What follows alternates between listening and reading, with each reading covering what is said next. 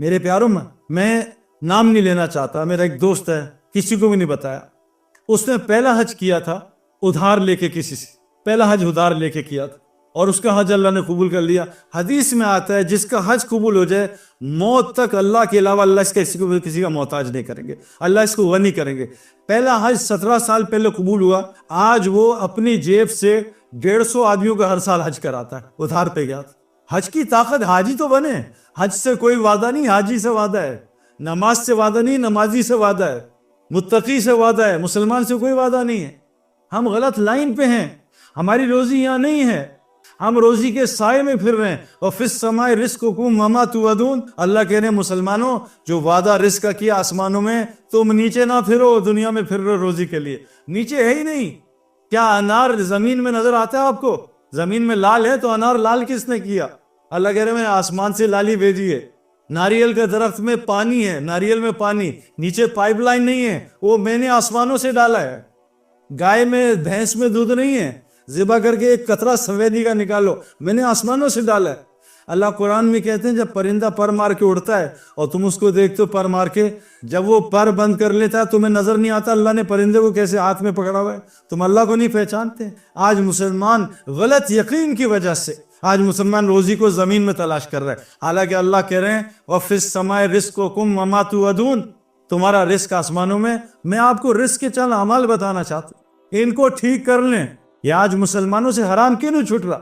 حضرت محمد صلی اللہ علیہ وسلم نے فرمایا ایک زمانہ آئے گا, صحابہ سے کہا ایک زمانہ آئے گا میری امت یہ کام چھوڑ دے گی دعوت کا.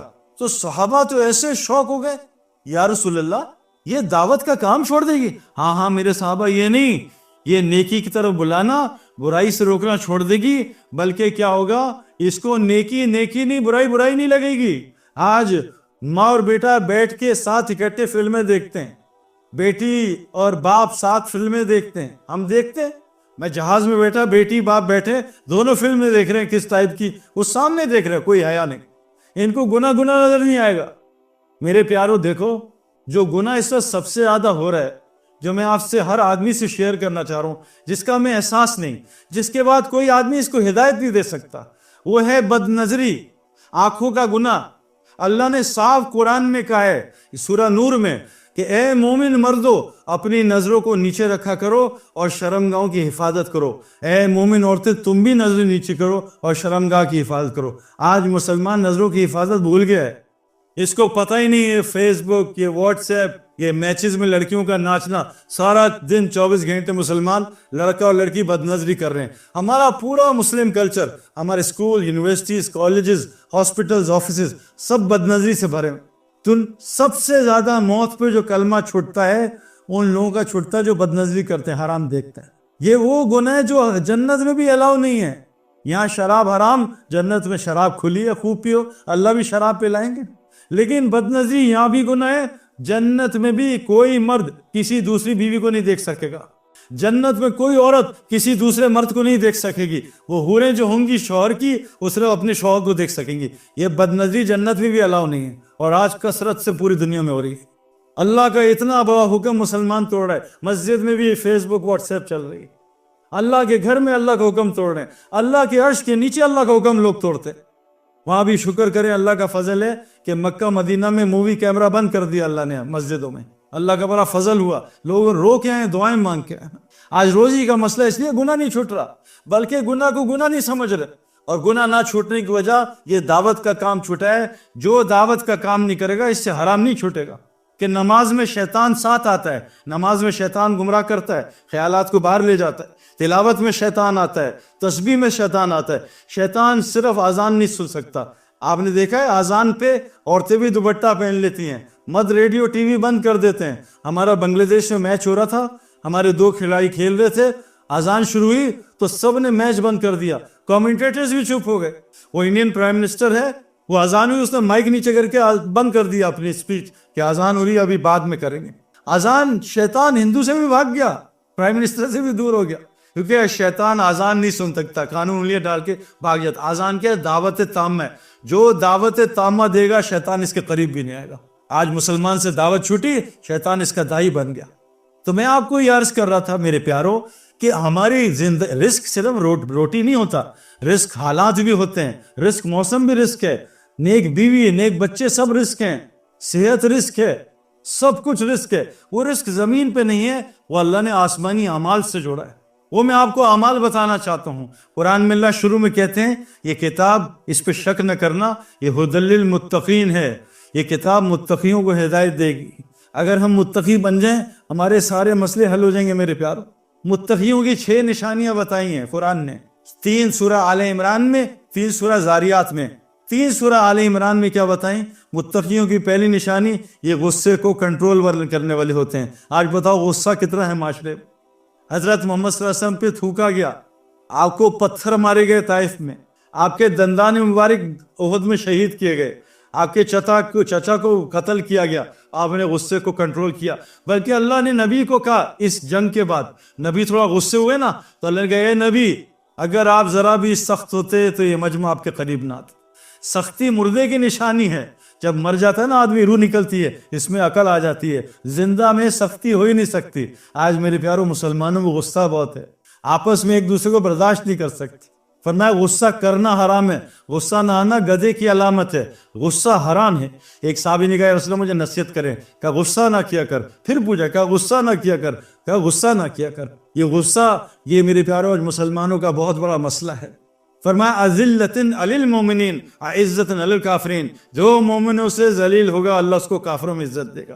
فرمایا میں قسم کھاتا ہوں جو مسلمان سے اللہ کے لیے تواضع اختیار کرے گا اللہ تعالیٰ دنیا آخرت میں اس کو عزت دے گا۔ آج مسلمان ایک دوسرے کو ذلیل کر رہا ہے، پوری دنیا مل کے اس کو ذلیل کر رہے ہیں۔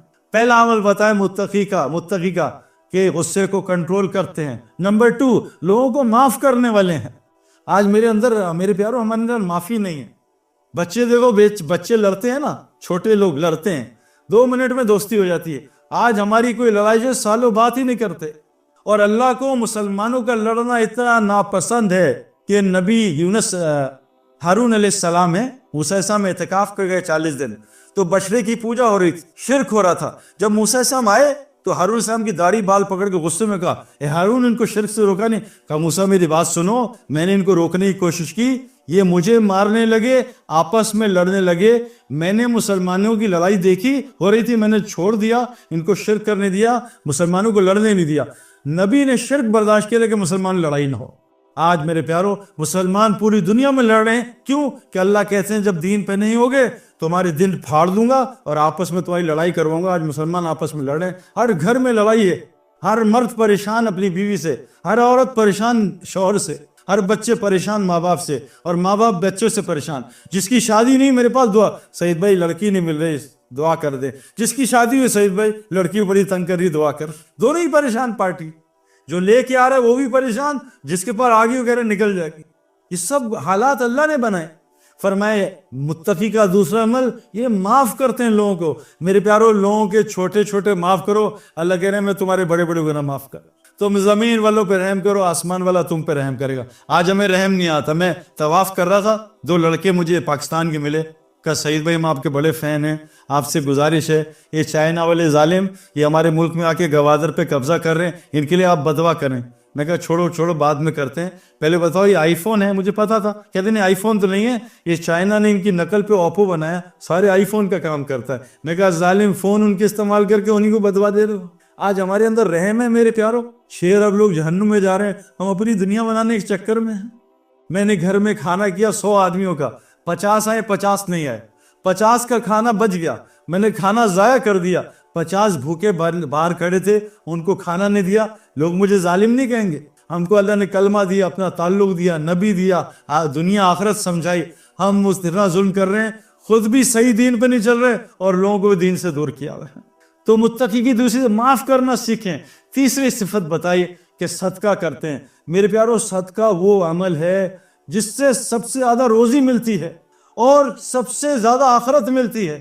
کیسے؟ قرآن کہتا ہے کہ جب آدمی کی موت قریب آئے گی فرشتہ روح قبض کرے گا، وہ کہے گا مجھے مہلت دے دو۔ فرشتہ پوچھے کیا کرنا ہے؟ نماز نہیں، روزہ نہیں، حج نہیں، کہا مجھے صدقہ کرنے کی مہلت دے دو۔ قرآن کی آیت ہے۔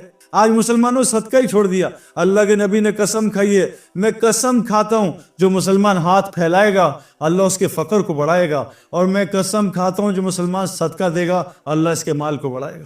یہ تین، یہ مال لینے کا، یہ میں آپ کو ایسے نہیں بتا رہا، یہ تین صفات، غصے کو کنٹرول کرو، قابو کرو، اس کو سیکھنا پڑے گا. ہمارے دوست ہیں ثقلین مشتاق، ہم ایک جماعت میں گئے، ثقلین ہمارے ساتھ تھا. ایک دن امیر صاحب نے اس کو بہت ڈانٹا، خوب، اتنا بلڈ پریشر تھا ان کو، شوگر ایسا بلاسٹ کیا.